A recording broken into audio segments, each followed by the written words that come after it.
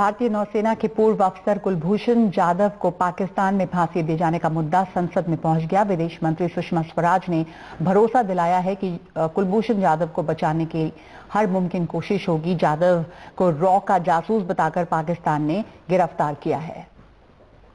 इस पूरे केस में इसको बचाने के लिए जो भी करना पड़ेगा आउट ऑफ द वे जाके हम लोग करेंगे। हम लोग प्रेसिडेंट तक भी जो बात करनी वो भी करेंगे और किसी ना किसी तरह से इस जाधव को बचाने का काम करेंगे। अब वो केवल अपने माता पिता का बेटा नहीं है, वो पूरे हिंदुस्तान का बेटा है। We have no choice but to regard this sentence if carried out as an act of premeditated murder. I would caution the Pakistan government to consider the consular bilateral relationship if they proceed on this matter. तो एक तरह से गुजारिश की भी बात की गई है पाकिस्तान के राष्ट्रपति से। दूसरी तरफ ये धमकी भी है कि अगर पाकिस्तान ऐसा करता है जिसे भारत ने सुनियोजित हत्या बताया है तो फिर उसे नतीजे भुगतने के लिए भी तैयार रहना चाहिए। तथाकथित जासूस कुलभूषण जाधव के मामले में जिस तरह ट्रायल हुआ वो सही नहीं था। ट्रायल और सजा मिलिट्री कोर्ट ने सुनाई। इस तरह के मामले में अक्सर सिविल कोर्ट में सुनवाई होती है। आरोपी को खुद को बचाव का अधिकार होता है, जो यहाँ 3 कानूनी बातों का ध्यान नहीं रखा गया। जाधव के मामले में इस्लामाबाद में पाकिस्तान के हाई कमीशन ने 25 मार्च 2016 से 31 मार्च 2017 13 बार जाधव से मिलने की इजाजत मांगी। पाकिस्तानी अधिकारियों ने इसकी इजाजत नहीं दी। हालांकि जिनीवा कन्वेंशन 1949 में भी जासूसों के पकड़े जाने पर बहुत सफाई नहीं है, फिर भी इसके मुताबिक ऐसे जासूस पर मुकदमे की खबर उसके देश को दी जानी चाहिए। जासूस को अपने यहाँ की कानूनी सेवाएं लेने का भी हक है।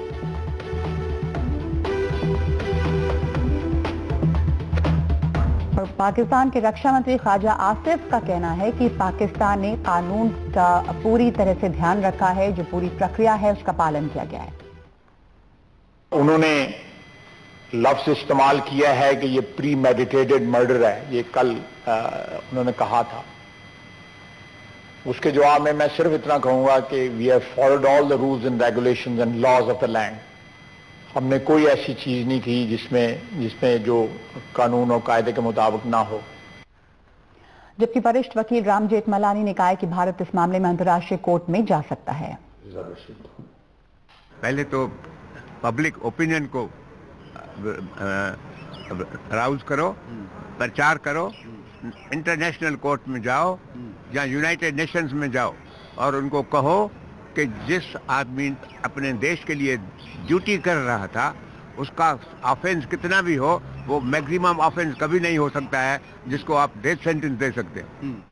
मेरे साथ इस वक्त स्टूडियो में है जी पार्थसारथी, जो पाकिस्तान में हमारे पूर्व राजदूत रह चुके हैं। पार्था, हमने जेठमलानी को सुना, वो कह रहे हैं कि भारत के पास ये लीगल ऑप्शन है कि वो इंटरनेशनल कोर्ट में जा सकता है। क्या ये ऑप्शन है या भारत के पास क्या ऑप्शन है अभी लीगली? जहां तक मेरा समझ है, इस तरह के अगर हम कुछ ले जाएं इंटरनेशनल कोर्ट को तो दोनों पक्षों की सहमति होनी चाहिए, यानी भारत और पाकिस्तान। और हम इन चीजों का अंतर्राष्ट्रीयकरण नहीं करते। द्विपक्षीय दबाव, बातचीत, जो भी समझें आप, उसके जरिए किया जाता है। तो हमारी नीति स्पष्ट है। एक चीज नगमा आपको हमें समझना चाहिए, पाकिस्तान के फौज के पास 2 विकल्प थे इस अदालती कार्रवाई के लिए। एक, आर्मी एक्ट का इस्तेमाल करना, यानी कि जो फौज को हक दिए गए हैं वहां। दूसरी बात यह कि संवैधानिक संशोधन हुआ है जहां सेना को आतंकवाद के मामले में कार्रवाई करने का पूरा अधिकार है। और सेनाई के अदालतों में ही इनके ये होते हैं ट्रायल। पिछले 2 सालों में 247 लोग के खिलाफ अदालती कार्रवाई हुई है जी। 167 को सजाए मौत दिया गया है, यानी कि फांसी में चढ़ाए गए हैं। लेकिन ये जो केस इन्होंने किया है, ये आर्मी एक्ट के तहत किया है।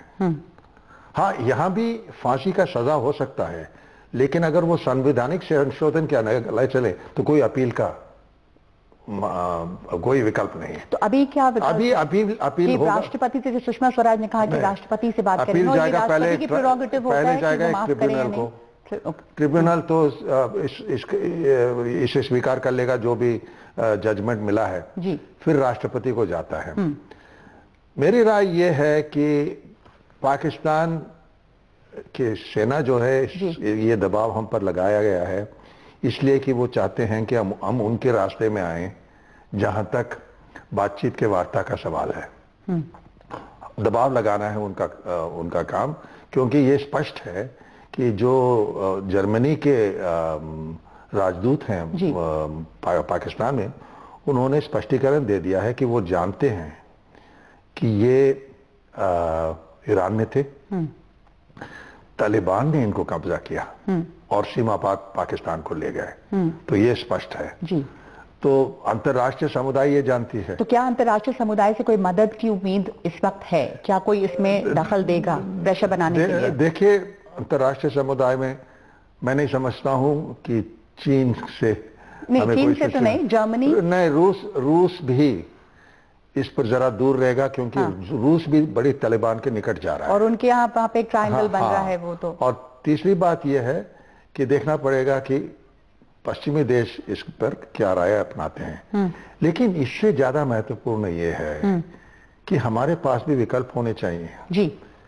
पहले जब मैं जानता हूं कि 4-5 केसेस के मैंने डील की थी जी, जिनको लोगों को ये मृत्यु दंड दिया गया था दोनों तरफ में, और एक किस्म से हमने उनके लोगों को वापस किया, उन्होंने हमारे लोगों को वापस किया।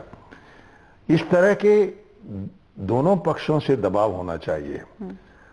हमारे पास इसके लिए क्या विकल्प है, मैं नहीं समझता हूं कि वो उचित होगा कि हम उसे सार्वजनिक करें। बिल्कुल, सार्वजनिक और हम सार्वजनिक नहीं करना चाहिए, लेकिन मैं समझता हूं कि इस तरह के विकल्प हमारे पास हैं।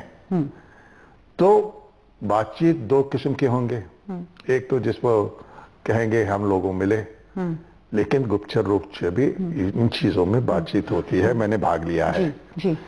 तो वहां हमें तय करना पड़ेगा कि हम कितना दबाव लगा सकते हैं। जैसे कि मैंने कहा, उनका मकसद ये है कि हमें खींच के वो सामग्री वार्ता के तरफ ले जाए। हमारा मतलब ये है और हमारा मकसद ये है कि हाँ, बातचीत तो करेंगे आपसे जी, लेकिन सबसे बाद आतंकवाद का मामला का हल हो जी। तो ये प्रक्रिया चलता रहेगा। और इस पर आखिरी निर्णय हमें एक चीज समझना चाहिए। नवाज शरीफ बहुत कमजोर हो गए हैं राजनीतिक तौर से। जब से वो अदालती कार्रवाई शुरू हुई, वो पैनामा गेट के केस में, जहां इनका विदेश में धनराशि के बारे में कई सवाल उठाए जा रहे हैं और सुप्रीम कोर्ट के सामने हैं। दूसरी बात यह है, सेनाध्यक्ष कुछ दिन पहले विपक्ष के नेता इमरान खान से मिले हैं। तो सेना भी एक खेल खेल रहा है जिससे इन सब चीजों में सबसे महत्वपूर्ण रोल वो प्ले करेगा। तो क्या ये जनरल बाजवा की कोशिश है दिखाने के लिए कि वही रेलेवेंट हैं, वही मजबूत हैं और शायद नवाज शरीफ को पहले जानकारी भी नहीं? मैं नहीं समझता हूं कि राहील शरीफ जैसे बाजवा गैर जिम्मेवाराना तरह से बोलेंगे, बोलते बहुत कम हैं, लेकिन वो सेनाध्यक्ष हैं। सेना के जो हक हैं, सेना के जो इंटरेस्ट हैं, उसी को देखेंगे। और प्रेसिडेंट के पास फाइनल पावर होता है, पर क्या प्रेसिडेंट तो वही करेंगे जो प्रेसिडेंट वही करेंगे। जैसे कि यहाँ सरकार के आदेश पर राष्ट्रपति निर्णय लेते हैं, वहां फौज के निर्णय के आदेश पर वो करेंगे, क्योंकि सरकार बहुत ही कमजोर है। और ये 60 दिन का जो वक्त अभी है, उस दौरान बहुत ज्यादा दिन है। 7 दिन वो गलत था। 60 दिन गलत है जो 60 दिन 60 डेज के लिए ख्वाजा 60 डेज है आसिफ ने कहा।